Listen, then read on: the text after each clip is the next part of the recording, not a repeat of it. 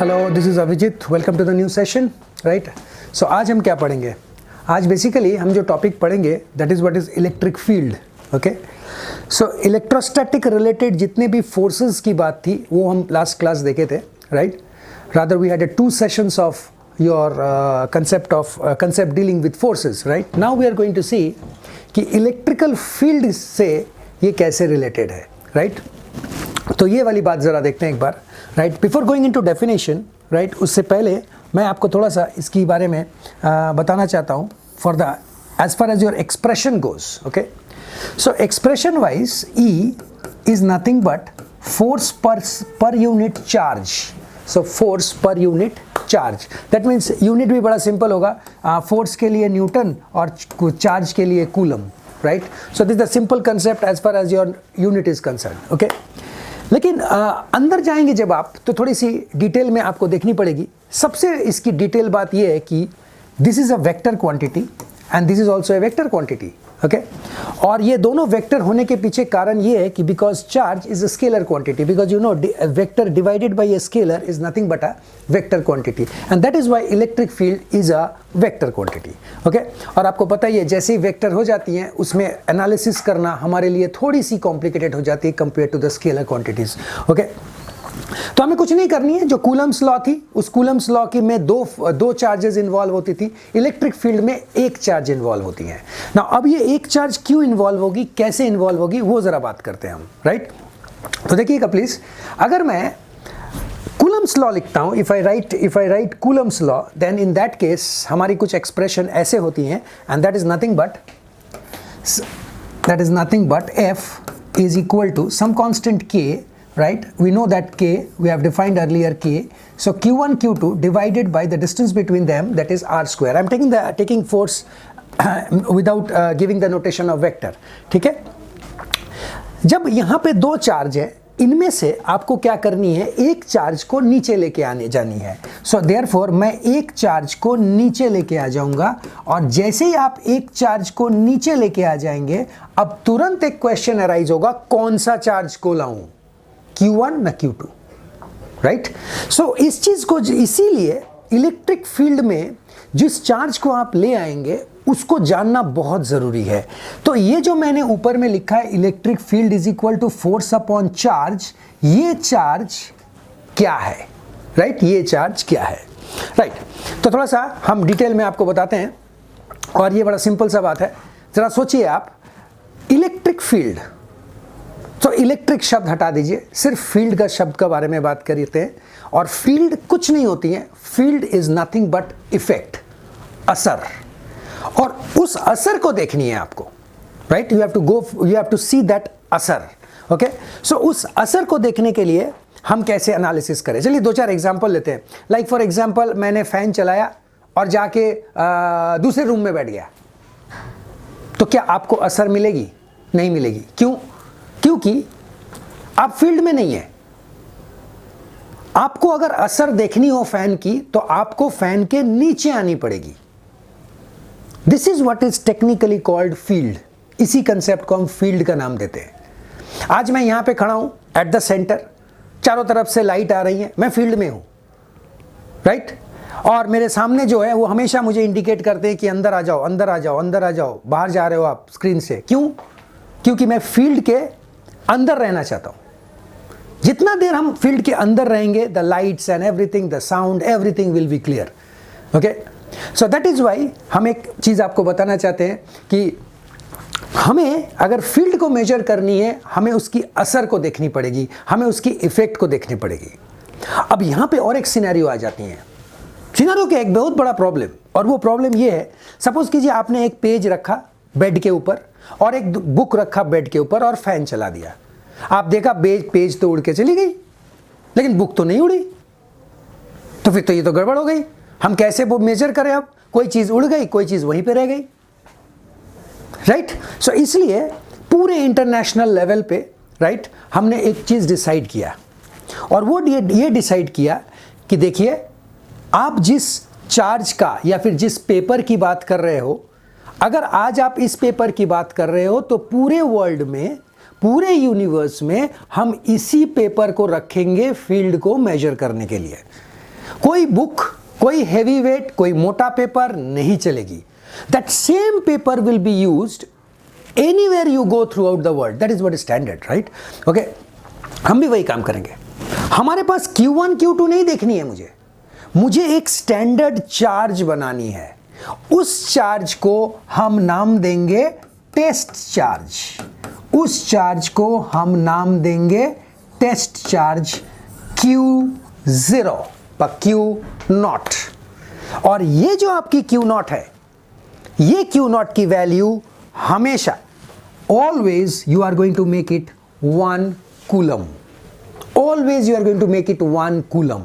So ये क्यों बनाया? एक स्टैंडर्ड बना दिया आज के बाद से. सर आप इंडिया में रहो, रशिया में रहो, go to the German scientist, all of them will talk about 1 coulomb whenever you are using a field. हम इंडियंस कोई अलग नहीं है सर, हम भी 1 coulombs यूज करेंगे, 1 coulombs यूज करेंगे. Fine. So this is the basic concept, right? कि जब भी आप इलेक्ट्रिक फील्ड को मेजर करेंगे, आपके वो जो कूलम्स में 2 चार्जेस थी, उनमें से एक चार्ज को टेस्ट चार्ज नाम देके 1 coulomb बना के डिनोमिनेटर में लेके आ जाइए, right? And that will immediately become your E, which is now, look at the difference, now this has become Q0. Okay, और अगर ये Q0 बन गई, जो उधर छूट गई इनमें से 2, जोन सा भी आपकी छूट गई, that will come over here. And this is the entire explanation of what is actually an electric field, और जिस चार्ज को आप लेके आते हो वो चार्ज क्या है, राइट? सो ये एक पूरा कंसेप्ट है कि इलेक्ट्रिक फील्ड एक्चुअली है क्या, राइट? अब हम इस इलेक्ट्रिक फील्ड को मेजर करेंगे. अच्छा, और एक बात, मैं और एक इंटरेस्टिंग सी बात आपको बता दूं. देखिए, इलेक्ट्रिक फील्ड और फोर्स दोनों ही वेक्टर है. आज अगर फोर्स की डायरेक्शन और वेक्टर ऐसे होती हैं, तो मैं आपको बता दूं इलेक्ट्रिक फील्ड का डायरेक्शन भी वही होगा. This is interesting. इसका मतलब मैंने आज तक जितने भी कूलम्स लॉ और वेक्टर रेजोल्यूशन के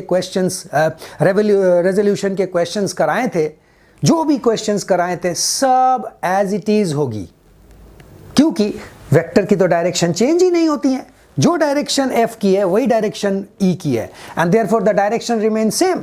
और अगर दोनों की डायरेक्शन सेम रहती है, तो इसका मतलब हमारी जो पहले की अप्रोच थी एग्जैक्टली वही अप्रोच होगी. केवल एक चीज बदलेगी, और वो है ये चार्जेस के बेसिक डेफिनेशंस. ओके, अब इन चार्जेस को हम कैसे इंप्लीमेंट करें, राइट? इन चार्जेस को कैसे इंप्लीमेंट करें, late us see this. Okay, now देखो, आज अगर सपोज करो मेरे पास एक चार्ज है, लेट अस से QX.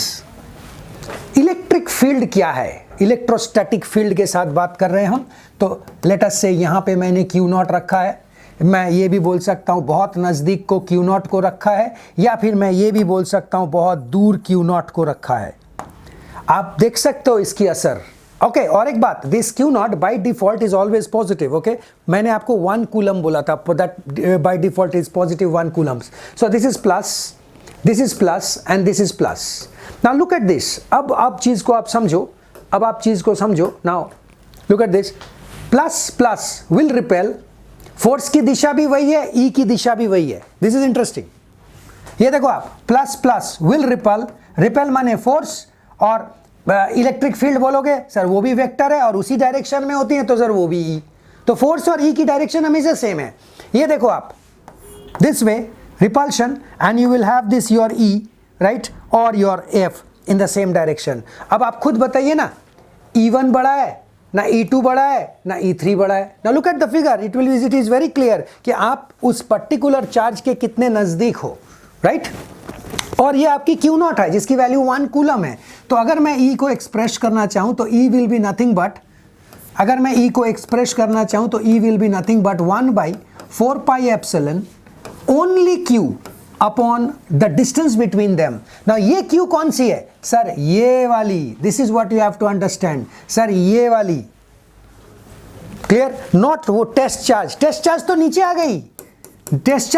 आ गई है. Got it? तो बच गई मेरे पास कौन सर? ये ऊपर वाली, and that is what is QX.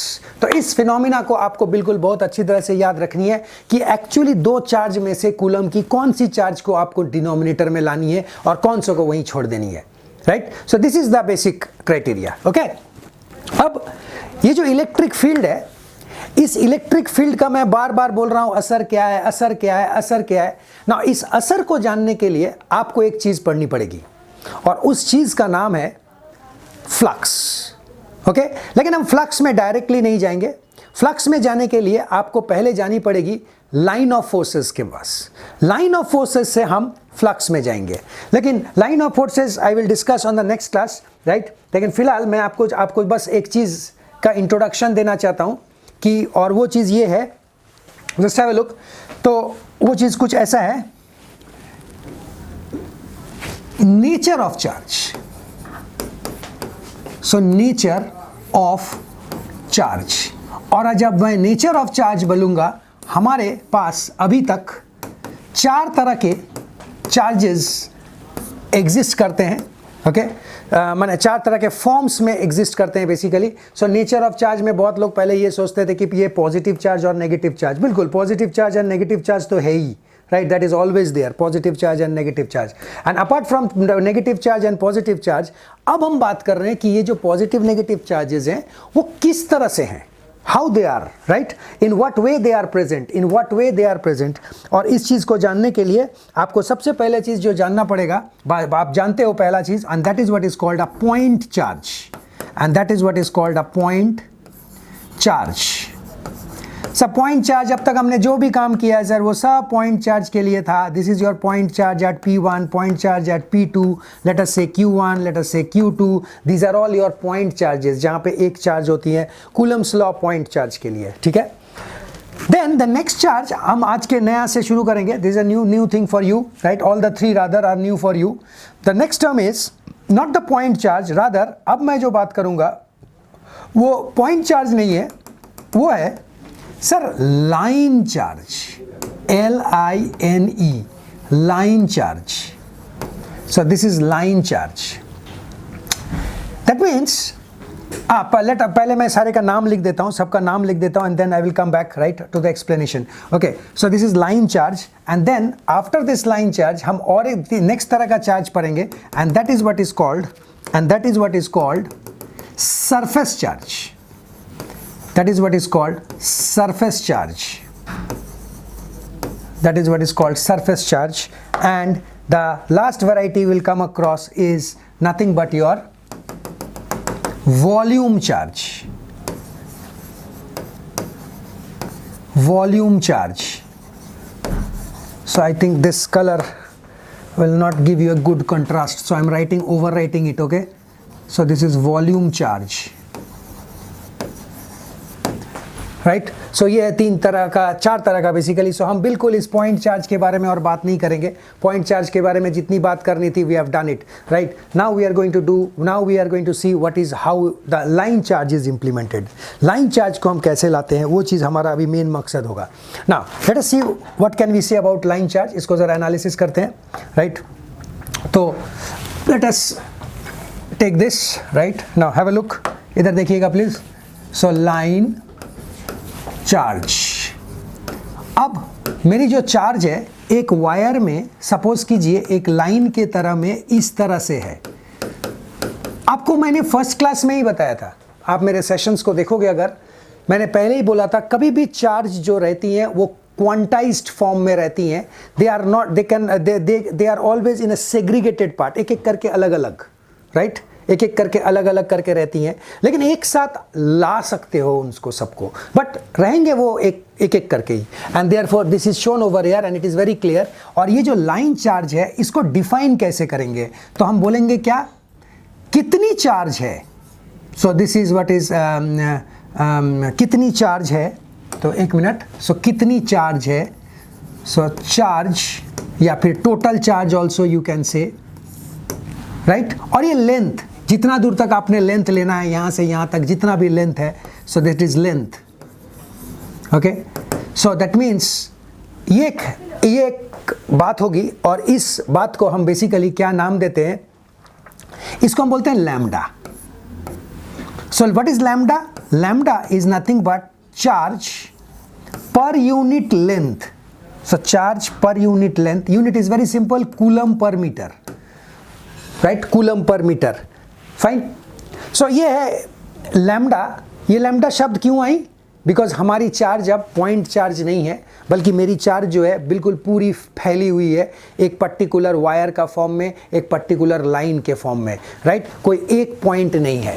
Okay, सो इसी चीज़ को देखते हुए हमारी क्या होगी, lambda which is equal to charge per unit length. Okay, now अब इस चार्ज पर यूनिट लेंथ का करेंगे क्या, ये है खास बात, राइट? देखो, जब मैं एनालिसिस करता हूँ, राइट, जब मैं एनालिसिस करता हूँ तो एक बहुत इंपॉर्टेंट चीज़ आपको बताना चाहता हूँ कि देखिए, हम अपने इंजीनियरिंग में, पूरी इंजीनियरिंग में मैं आपको बताऊँ, आप एक चीज़ से बच नहीं सकते हो, और वो है इंटीग्रेशन और डिफरेंशिएशन से, राइट? जैसे यहाँ देखिए, आप just look at this example, you will come across the application of integration also. आप सपोज कीजिए इस पॉइंट से इस पॉइंट तक का कितना चार्ज है जानना चाहते हैं, आप जान ही नहीं पाएंगे जब तक ना आप सबको एक साथ करेंगे, और ये एक साथ करने का काम ही होती है इंटीग्रेशन का। This is what the integration does, यही वो काम करती है इंटीग्रेशन, और इसलिए मैं आपको यहाँ पे दिखाना चाहता हूँ कि कैसे ये काम होती है। जरा देखिएगा इधर, अगर मैं एक बहुत स्मॉल चार्ज लूँ dq और अकॉर्डिंगली लैम्डा ये नहीं देके, राइट, एक मिनट, अगर मैं ये नहीं दूँ तो मैं थोड़ा सा अरेंज कर लेता हूँ इक्वेशन को। Suppose I write q is equal to lambda l, और अगर मैं एक छोटा सा सेक्शन लेता हूँ, छोटा सा चार्ज लेता हूँ, तो अगर मैं छोटी सी एक चार्ज लेता हूँ तो it is a very elementary charge, एक छोटा सा चार्ज लेता हूँ तो ये छोटी सी चार्ज कहाँ मिलेगी मुझे, एक छोटी सी जगह में मिलेगी। सोचिए ज़रा, बहुत कम चार्ज, तो बहुत कम चार्ज कहाँ मिलेगी आपको पूरे इस वायर में, एक छोटी सी जगह में, राइट, छोटी सी लेंथ में। So that is what mathematically reflects, एक छोटी सी चार्ज लिया तो एक छोटी सी लेंथ में मिलेगी।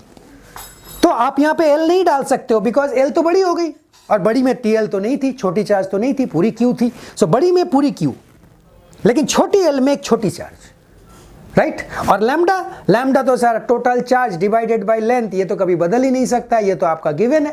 ओके, एंड देयरफॉर इस तरह से आप देखो dq is equal to lambda dl आती हैं, और अगर dq is equal to lambda dl आता है तो फिर एक्चुअली चार्ज कितनी है, जो चीज़ हम पढ़ रहे हैं। So integrating both the side, if you integrate both the sides, so हमको क्या मिलेगी, इधर q मिल जाएगी, लैम्डा को आप बाहर निकाल सकते हो, integration of that length. So look at this format, और ये फॉर्मेट आपको बिल्कुल क्लियर बता देती है, राइट? क्या बता देती हैं आपको कि देखिए, किसी भी जगह का आप अगर चार्ज पूरी लाइन में बिखरी पड़ी हुई है तो then also you can find a particular charge from that line. Okay, जैसे देखो आप, अगर मैं अभी ओम्स लॉ कह रहा हूँ, अगर मैं अभी आपको वो कूलम्स लॉ लगाता हूँ, so you know 1/4 pi epsilon Q1 Q2, right, और E लगेगा तो एक Q आएगी, राइट, अपॉन R स्क्वायर। अब उस Q के जगह पे you can definitely put this as lambda dx लिया था, नहीं dl लिया था, कोई बात नहीं सर, dl ले लेते हैं, and therefore E can now be written as 1/4 pi epsilon, lambda बाहर because lambda is constant, so lambda is taken outside, integration of dl upon r square. सो ये आप देख सकते हो, this is the expression of your E, right? जब आपकी charge जो है वो पॉइंट फॉर्म में नहीं दी हुई है, पूरी लाइन में चार्ज बिखरी पड़ी है, then in that case this is the expression of your E। Vector देना चाहते हो, अप्लाई वेक्टर, राइट? अब आप बोलोगे सर dl क्या है, r क्या है, सर ये क्वेश्चन से पता चलेगी, right? That you need to derive. Okay, वो डिराइव करके क्वेश्चन से पता चलेगी एक्चुअली ये दोनों क्या है। ऑलराइट, तो ये एक बहुत इंपॉर्टेंट बात है, तो थोड़ा सा इसको याद रखिएगा, दिमाग में रखिएगा। ओके, और उसके बाद अकॉर्डिंगली हम काम कर सकते हैं। ओके, ठीक ऐसा ही हमारा नेक्स्ट पार्ट भी था, और वो नेक्स्ट पार्ट है। So this is what we have dealt with now, right? So ये हमने अभी किया लाइन चार्ज। लास्ट में मैं सिर्फ इतना ही लिखना चाहता हूँ, मेरी जो लाइन चार्ज है that is lambda which is charge per unit length. So this is lambda, right? Simple language. Okay, ठीक ऐसा ही मैं अगर, अब आप सोच पा रहे होगे सरफेस का केस में मैं क्या करूँगा। So now you can very well imagine in case of a surface, now you can very well imagine in case of a surface हमारा क्या होगा। तो देखिए ज़रा सरफेस की बात करते हैं। सरफेस में एक नया सिंबल इंट्रोड्यूस करते हैं, राइट? और उसको बोलते हैं सिग्मा। सो सरफेस का केस में हम जो सिंबल यूज़ करेंगे उसको है sigma, and sigma is equal to charge. अब लेंथ नहीं है, अब एरिया, सरफेस चार्ज माने area. So here is what is your surface charge. चलिए थोड़ा सरफेस चार्ज के बारे में देखते हैं। Surface charge, okay. So line charge, now we will take, अच्छा लाइन चार्ज के साथ और एक शब्द आप इसमें लगा सकते हो sir, this line charge density, so you may include this also, right? नहीं भी करोगे by default it is meant कि I am talking of density, okay? So now we are going to say, अभी हम बोलेंगे क्या? So now we are going to talk of surface charge density. So as discussed earlier, surface charge density is nothing but sigma, and which is charge per unit area. Charge per unit area. Okay, unit simple sir, coulomb divided by per meter square.